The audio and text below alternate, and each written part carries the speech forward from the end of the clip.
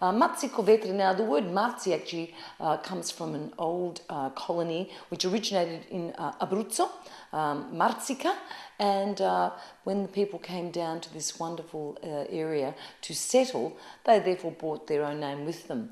Mazzi Covetri is found in the mountains, and as I said, it's probably about 800 metres above sea level, so very, very high, and you're getting this amazing sort of temperature changes as well throughout the seasons.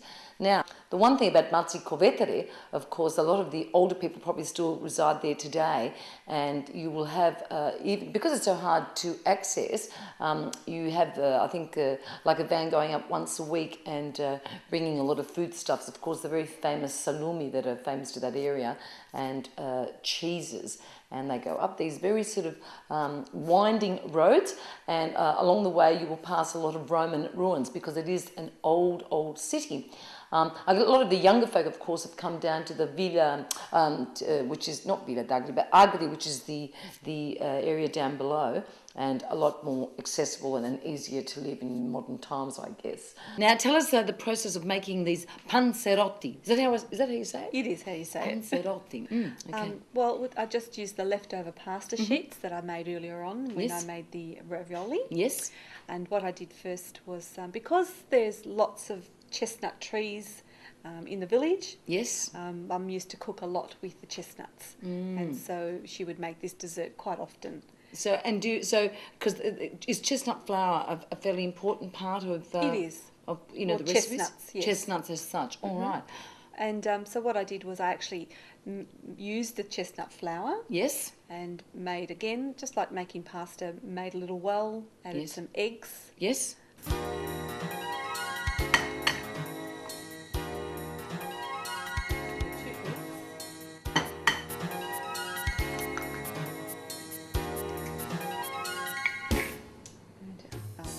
Sugar,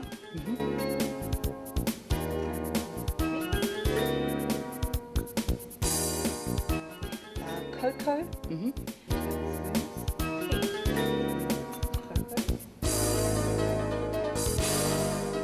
and some Galliano. Galliano as a liqueur, yes. That's right. Coffee.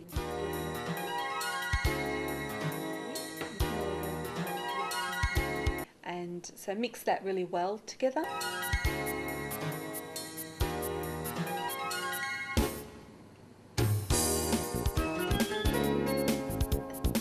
And as typical Italians, they never give you any quantities. I love that. It's a bit of this and a bit of that. 2 seconds of this and 1 second of that. Exactly. That's how I cook. Absolutely. All by eye. Yeah, it is. Watching my mum cook all those years. And it's basically the same procedure as making a ravioli. So the flat sheet of pasta and spoonfuls of the mixture. Chestnut mixture. Now, are we looking for a wet mixture? So I guess you can regulate how wet or dry you want it through the liqueur, is that right? That's right, yes. I made it quite thick. Okay. For this mixture. Yes. And so you fold over the pasta sheet. Yes. And you make little pockets again, like the ravioli. Yes. And again, using a fork so that the filling doesn't fall out.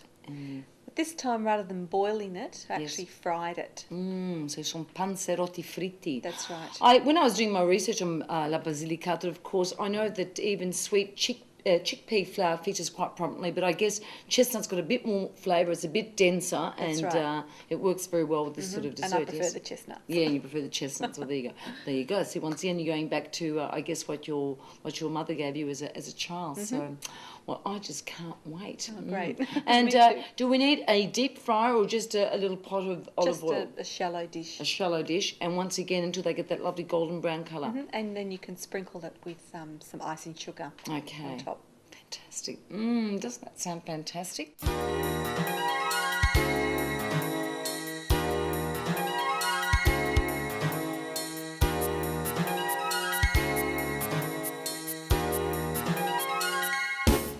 Now, the next recipe that Rosa is going to be doing for us are the pepperoni dish, pepperoni integame. So let's ask Rosa exactly how she's going to do this dish. Certainly. Well, what I did was I sliced up the sweet chilli peppers. They come in various colours, don't they? They do. Yeah. Yes. So is one sweeter than the other? Not necessarily. No. Just Different colours for Mm-hmm. a bit of an effect. Yes. And I just slice them down the middle. Now, do you leave the seeds in? I usually do. What's that? My mum did. Yeah. So Well, that's a good enough reason. And I guess during the cooking process, they actually cook down, so they become do. very, very soft, and they Yes. actually probably give texture to the dish. Mm-hmm. Okay. And then what I did was I added olive oil in a pan. Yes. Waited till that was quite hot. Mm-hmm. And then I added garlic. Whole garlic cloves, or do we crush them? I chopped them up, Okay. but in large pieces. Yes. Yes. And then I added chopped anchovies. Mm-hmm.